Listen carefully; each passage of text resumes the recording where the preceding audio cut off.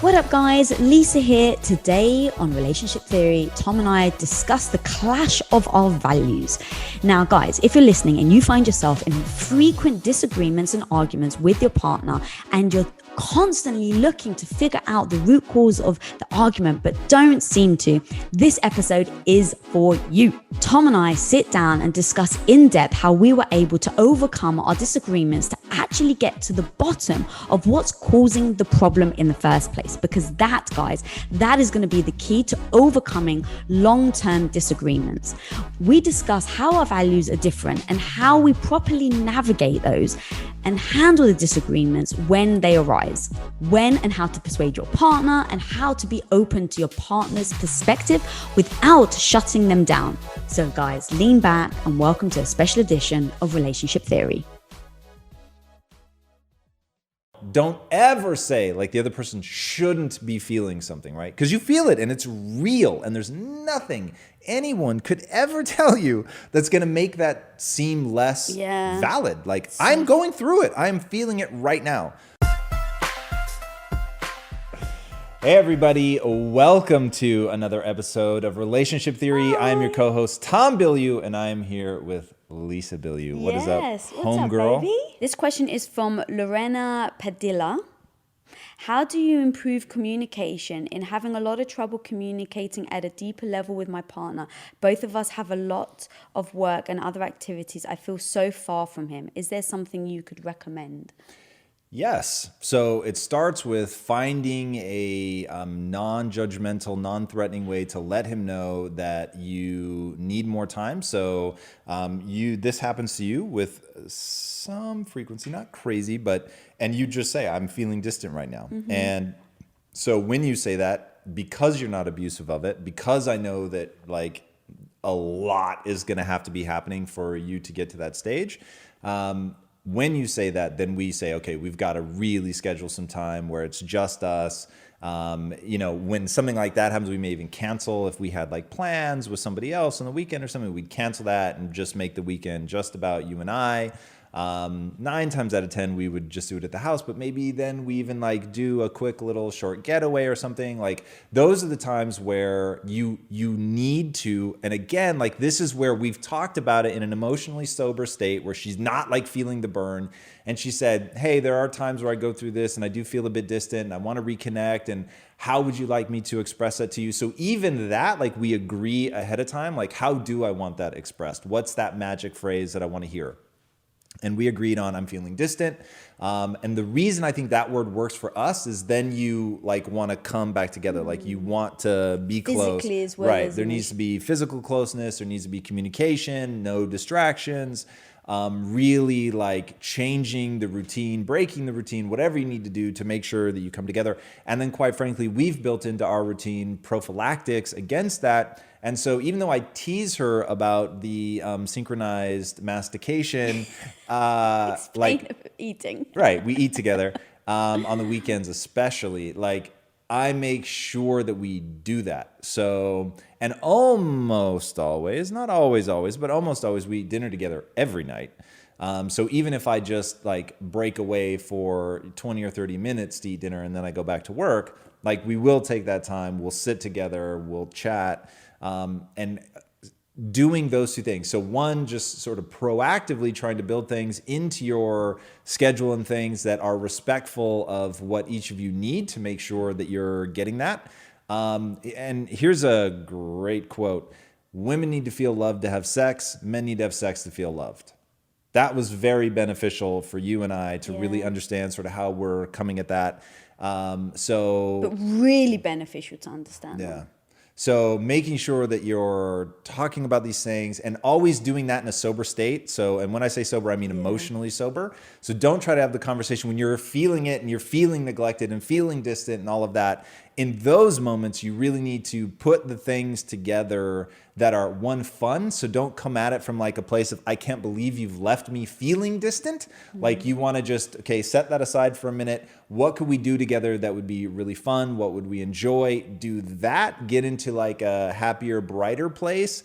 And from there, you can discuss like, how do we prevent this from happening in the future? What are the words that I can do that are non-judgmental, non-confrontational, that you agree, like this is the phrase that I want to hear, so that we know what the trigger is.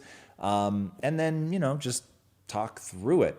And then this is where I feel compelled to remind people that selection is the most important decision you will ever make in the relationship. So if you're dealing with somebody who's fixed mindset, who doesn't want to talk, who rolls their eyes at you every time that you want to talk about something, that's already problematic from a selection standpoint. And conversely, if you have somebody who it's like never enough and like they're just in like a bad loop and they can't break out of it, and like realize that there are going to be times where you're going to need to be separate. And so they're very abusive of the like, well, this is what I need, and so you need to give it to me. And like, that would be a nightmare. And we've all met people like that are emotional succubi, and they're just draining. And it's like, God, they're never in a good mood. It's always negative. It's always pessimistic. Like that too would get really, really old. So make sure that you select somebody that fits your natural style. It's not necessarily helpful if you're already in a relationship, but I'm a huge fan of if you're in a relationship that is dysfunctional at like a core fundamental level, not from a tactics level, because the tactics you can always change, but from a core fundamental, like this person has a fixed mindset. They live in a hostile universe. So like Einstein said, the most important decision any of us have to make is whether or not you live in a hostile or friendly universe. And it's a decision. It's just a choice you make, right? It's neither. But you decide that, hey, this is a world where things work for me. Things are coming together to try to help me. And you're essentially optimistic. Or are you pessimistic? I couldn't be with somebody who was a fixed mindset and pessimistic. I'm not spending my time in that universe. Yeah. And going back to what you were saying about doing it when you're emotionally sober and stuff, a big thing that was like, we can now predict the pattern, right? Because it is a pattern. Right. I know that if we go, let's say 2 full weekends in a row where I haven't felt like me and you have spent real quality time together, whether it's 1 or 2 hours just sitting outside eating our food or whatever, like I now can foresee it will start to drain on me. Right. And then what will happen is I will start to look for ways to see if you're paying attention, right? And it will then go into like, let's say we haven't really hung out for a while and I dress up really nice and you don't say anything. Then you not saying anything actually like really upsets me even more, because now I'm holding on to some attention, like I'm searching for it and you don't give it to me. Now 2 weeks before that, I may not have thought twice about it. I may be like, yeah, I think I look good and I feel good, and so it doesn't matter if you say anything to me. But a couple of weeks down the line, if you've been really busy and then that happens, my reaction is going to be different. Can I break your rhythm? I don't know if you were done there, but I wasn't done, but remind me pattern.